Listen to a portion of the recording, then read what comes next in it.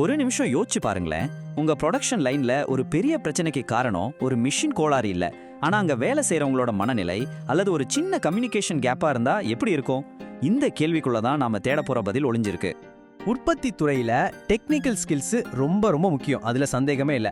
ஆனா அது மட்டுமே போதுமா? கண்டிப்பா இல்ல. டெக்னிக்கல் ஸ்கில்ஸை தாண்டி இன்னும் என்னென்ன தேவை, அதோட லிமிடேஷன்ஸ் என்னன்னு இப்ப பார்க்கலாம்.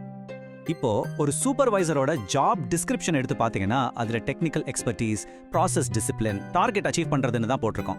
ஆனா அவங்களோட ஒவ்வொரு நாள் வாழ்க்கையிலையும் அவங்க சந்திக்கிற பிரச்சனைகள் என்ன தெரியுமா? ஆளுங்களை சமாளிக்கிறது, கம்யூனிகேஷன்ல வர்ற பிரச்சனைகள், அப்புறம் அடிக்கடி ஆட்கள் வேலையை விட்டு போறது. இதுதான் அவங்களோட நிஜமான சேலஞ்ச். இந்திய உற்பத்தி துறையில இருக்கிற இன்னொரு பெரிய தலைவலி என்ன தெரியுமா? வேலையை விட்டு நிக்கிறவங்களோட எண்ணிக்கை. ஒரு வருஷத்துக்கு கிட்டத்தட்ட 28% பேர் வேலையை விட்டு போறாங்க. இது எவ்வளவு பெரிய நெருக்கடி. சரி, இவ்வளோ பெரிய பிரச்சனைகளுக்கெல்லாம் தீர்வு என்ன? அதுதான் இந்த கண்ணுக்கு தெரியாத உந்து சக்தி. இதை நம்ம கத்துக்க முடியும். இது ஒரு நிறுவனத்தோட செயல்திறனை உள்ளே இருந்து இயக்குற ஒரு பவர்ஃபுல் இன்ஜின் மாதிரி. இதைத்தான் நாம உணர்ச்சி நுண்ணறிவு இல்லனா எமோஷனல் இன்டெலிஜென்ஸ் EAன்னு சொல்றோம். இது ஏதோ ஒரு சாஃப்ட் ஸ்கில் கிடையாது.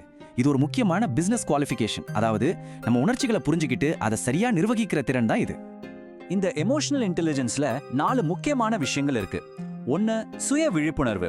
அதாவது நம்ம எமோஷன்ஸ் என்ன, அது நம்ம வேலையை எப்படி பாதிக்குதுன்னு தெரிஞ்சுக்கிறது. 2வது, சுய மேலாண்மை.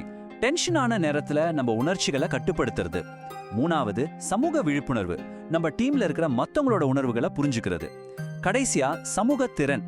மத்தவங்களோட நல்ல உறவை மெயின்டைன் பண்றது. இந்த உணர்ச்சி நுண்ணறிவு இன்னைக்கு இருக்கிற ஃபேக்டரிங்கள்ல லீடர்ஷிப் ஸ்டைலே மொத்தமா மாத்துது.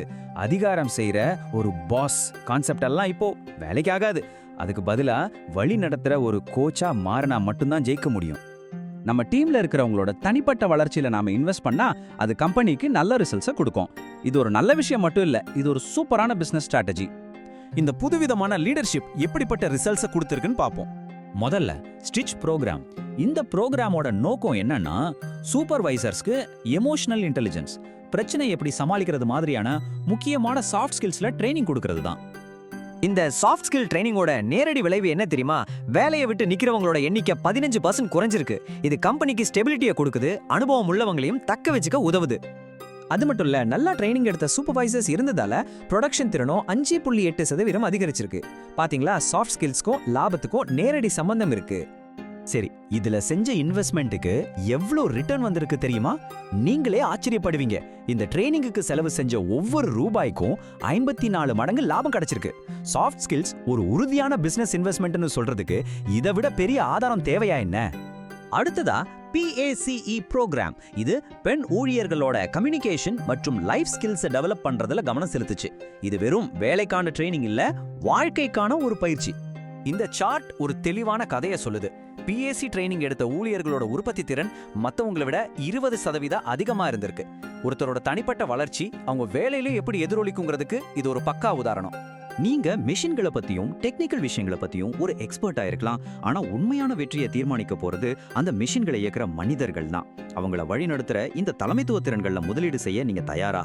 யோசிச்சு பாருங்க.